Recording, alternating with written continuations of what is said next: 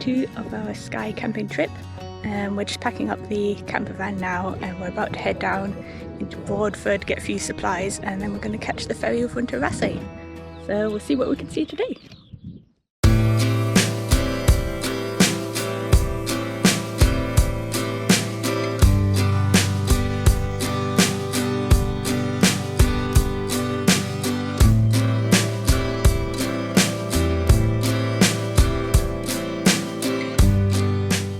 Catch the ferry to Raasay from the small terminal at the village of Skye.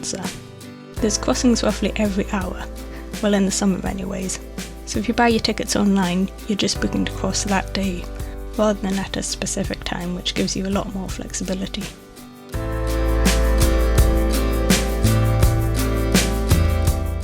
There were loads of these periwinkle shells on the slipway, which made me sad to think about them getting run over when the cars would be going on and off from the next ferry.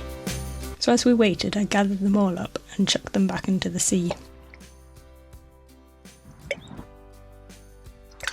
I'm not sure that really helped, but it felt like a good deed to do. We were crossing on the MV Halleck, a diesel-electric hybrid, the world's first ferry of its kind. I was going to say it's a 25-minute crossing. As the tour guide sitting behind us said, it's about a 25-minute crossing to Raasay. We had a beautifully smooth sailing with wonderful views looking back to Skye and the most northern of the Red Coolins, Glamoch, sitting directly behind Skye. Apparently Glamoch has held an annual hill race since the 1980s, which just sounds like a lot of unnecessary pain to me.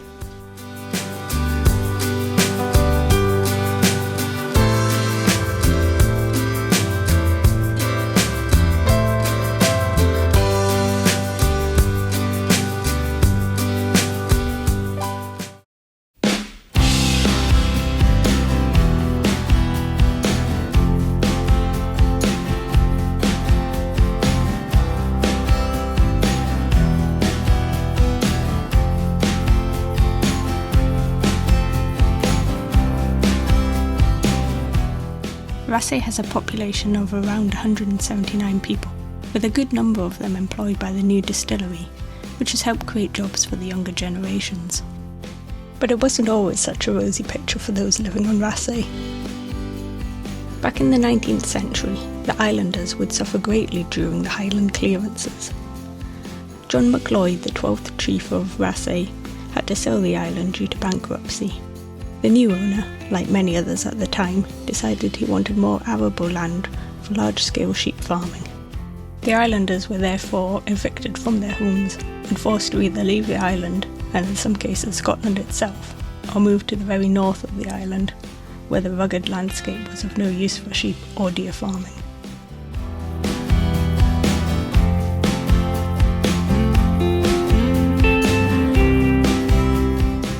This leads us on nicely to the true story of Calum's Road. Although the clearances ended in the early 1900s, many of the island's residents still remained in the northernmost end of the island. A road ran north across Raasay, but stopped some 3 kilometres away from the small village of Arnish at Brockle Castle. This meant that the residents of Arnish, including Calum MacLeod, had to walk from Brockle. Calum, who'd grown sick of his many requests for the road to be extended, decided to take matters into his own hands and started to build a road himself. It took 10 years to complete, with nothing more than a pick, shovel and wheelbarrow, which is an amazing achievement considering how rocky the terrain is.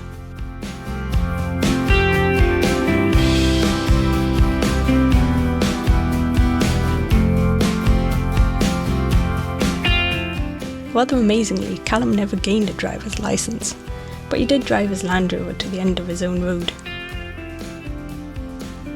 In 1982, the council eventually adopted and tarmacked Calum's Road, although it's not a road you want to drive down with your low-sprung sports car or a big camper van.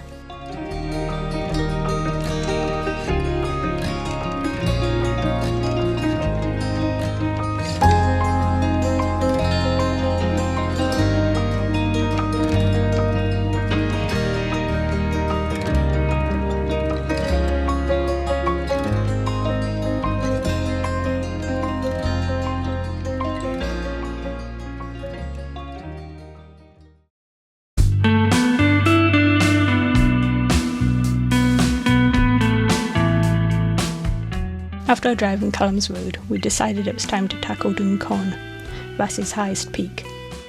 It's not hard to miss this distinctive flat-top summit.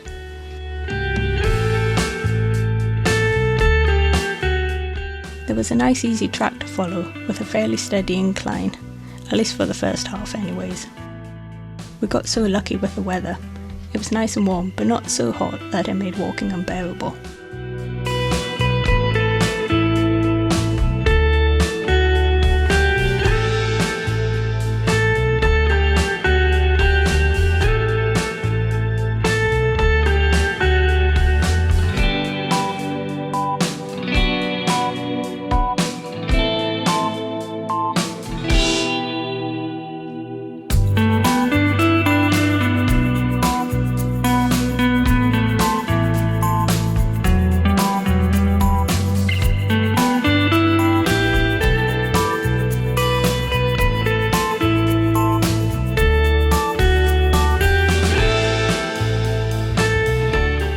The views all the way up were absolutely fantastic, and I kept wanting to stop just to soak it all up.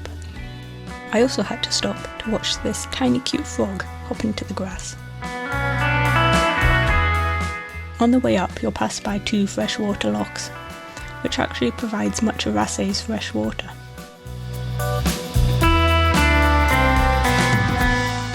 I then had a close encounter with a lizard, which I did think was going to go into my boot at one point.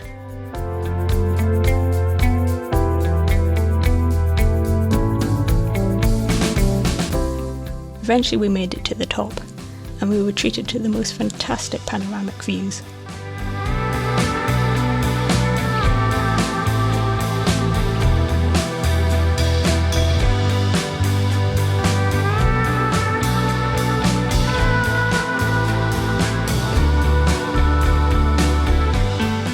It was actually quite crazy just how blue that sea looked.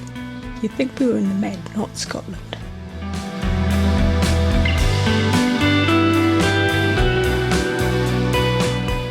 Handily, I packed my shorts, so I changed into them for the walk back and blinded everyone with my bright white legs.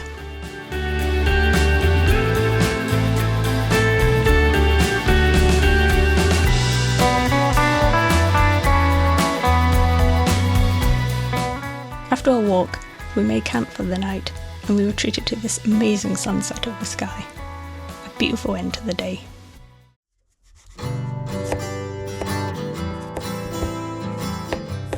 We've still got one more day left of our Skye and Raasay trip, but I thought I would share with you the sketchbook that I made when I got back home that was inspired by my Raasay trip. There was a great antique shop back down in the borders which sells loads of second-hand OS maps. One of the maps I picked up was of Skye and Torridon, so I cut out the section covering Raasay. I would rather have had Raasay on the front cover, but as I'd already cut out a section of Skye for another book, the map of Raasay had to go on the back instead, with Applecross and Torridon on the front.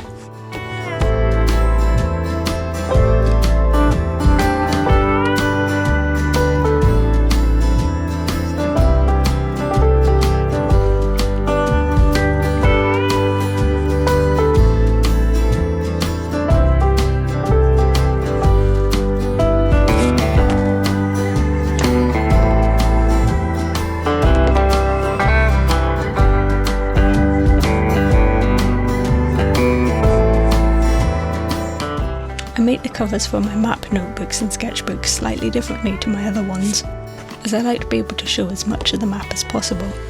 So rather than attaching the spine to the grey board covers and then adding the cover material over the top, I have to apply the cover material to the individual parts and then glue them together and sandwich the spine into the cover material. I once tried a fully wrapped map cover, but I found the map paper was too delicate for the spine fold. So this way, with a durable book cloth spine, it's much more robust. Plus I like the splash of colour that it provides.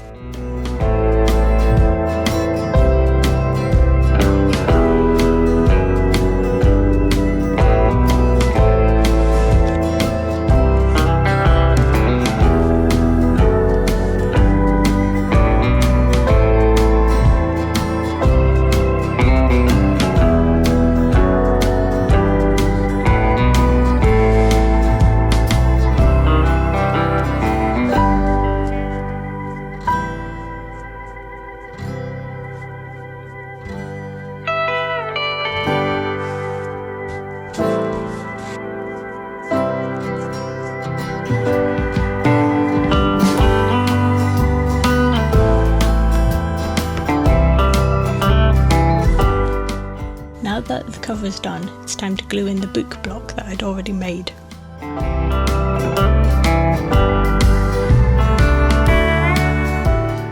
I add muslin cloth to the spine, which gives extra support when the block is attached to the cover, and then I pop some end bands on to finish it off nicely.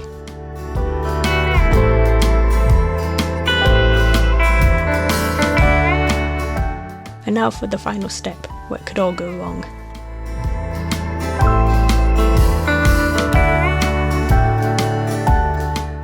For a while I was using a little strip of card to try and keep the block in the right place as I glued down the first cover, but I'm not sure it helped much, so I've since given up with that idea. Thankfully I didn't have any issues, and the block didn't move out of place this time.